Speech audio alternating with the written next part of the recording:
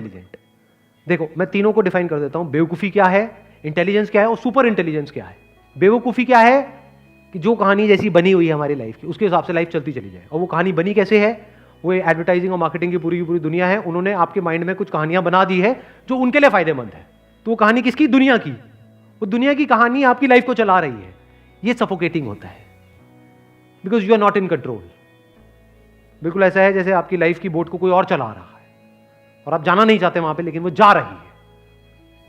ये हो गया सबसे बेवकूफों वाला तरीका लाइफ को जीने का। दूसरा तरीका जो इससे बेटर है वो क्या है कि आप एक नई कहानी बनाओ बेस्ड अपॉन कि क्या होने वाला है, जिसको ड्रीम्स बोलते हैं कि अगर मैं ये नहीं करके ये करता हूं तो आने वाले 2 साल बाद 5 साल बाद ये हो जाएगा।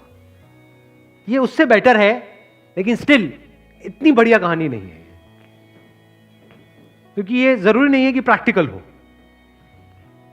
एक तीसरी कहानी है जो बड़ी कमाल की है, which is the highest level of intelligence. वो क्या है कि आप एक ऐसी कहानी बना दो जिसमें कि जो काम आप करना चाहते हो, जो आपको अंदर से पता है कि आपके लिए करना चाहिए, फॉर एग्जांपल हेल्थ जिसकी हमने बात करी, तो एक ऐसी कहानी हो कि उस हेल्थ को मेंटेन करने के लिए जो करना पड़ेगा उसमें आपको मजा आने लग जाए। दोनों में फर्क समझ आया? एक कहानी है कि आप कुछ भी ना करो हेल्थ के लिए, the lowest level of intelligence, तो अपने आप ही हेल्थ खराब होती चली जाएगी। फॉर एग्जांपल जंक फूड की आदत पड़ी है तो जंक फूड खाए चले जा रहे हो, कुछ नहीं करने की आदत पड़ी है तो कुछ नहीं कर रहे हो। ये तो सबसे बेवकूफों वाला तरीका हो गया लाइफ को जीने का। दूसरा तरीका क्या है, जैसे ज्यादातर लोग करते हैं कि शीशे में देखते हो अच्छा नहीं लगता है, बुरा फील होता है, तो अब आपने एक पोस्टर लगा दिया उस शीशे के सामने किसी और का, क्या मुझे ऐसी बॉडी चाहिए अगले 1 साल के अंदर अंदर। समझ गए? कि उससे बेटर है, क्योंकि थोड़ी बहुत मोटिवेशन मिलेगी, लेकिन इतना समझदारों वाली कहानी नहीं है, क्योंकि वो प्रैक्टिकल नहीं है।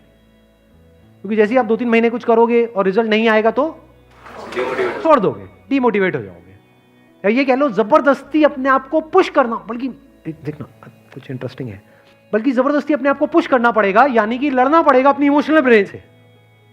इस केस में लड़ना पड़ेगा, नहीं लड़ना पड़ेगा, क्योंकि इमोशनल ब्रेन को ये तो चाहिए जो 2 साल बाद होने वाला है, लेकिन 2 साल तक जो करना पड़ेगा डेली 1 घंटा, वो नहीं चाहिए। तो इमोशनल ब्रेन से आप लड़ ही नहीं सकते। इमोशनल ब्रेन बार बार उसको छोड़ करके 1 हफ्ता, 10 दिन, 15 दिन, महीना मैक्सिमम, आप जिम गए भी फिर छोड़ करके वापस वहीं आ जाओगे काउच के ऊपर। क्यों? क्योंकि वहां पे मजा ज्यादा आ रहा है। समझ गए ना? बच्चा वहीं आ जाएगा जो बच्चा चाहता है, क्योंकि बच्चा क्या कहेगा 2 साल बाद क्या होने वाला है, वो समझता ही नहीं है बच्चा। तो बच्चे को इसकी थोड़ी पड़ी है 2 साल बाद क्या होने वाला है। बच्चे को तो अभी मेरे को दर्द हो रहा है, मेरे को नहीं चाहिए, मेरे को नहीं करना। मतलब ये लड़ाई हो गई, भयानक लड़ाई। अब सबसे समझदार वाला तरीका कौन सा है? The most practical way of achieving it, जिसमें अपने आप ही गोल अचीव हो जाएंगे सारे, पता भी नहीं लगेगा कि वो बॉडी को बनाने के लिए जो करना पड़ेगा, आपने प्लान ऐसा बना दिया कि डेली आपको 1 घंटे में इतना मजा आना चाहिए वो करने में जितना बाकी 23 घंटे में नहीं आ रहा है। एक्चुअल में आना चाहिए आपकी इमोशनल ब्रेन को।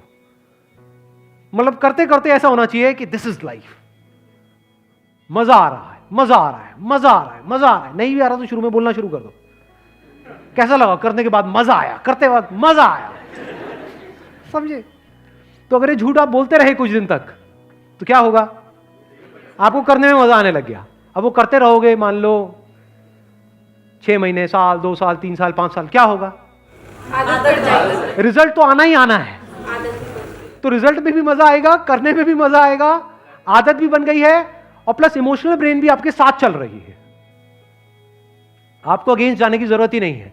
अब ये इमोशनल ब्रेन ये आप पे हावी हो जाएगी, वो आपको पुश करेगी बार बार करने के लिए। This is the most intelligent way of living life. Wish you all the very best. Thank you so much for coming.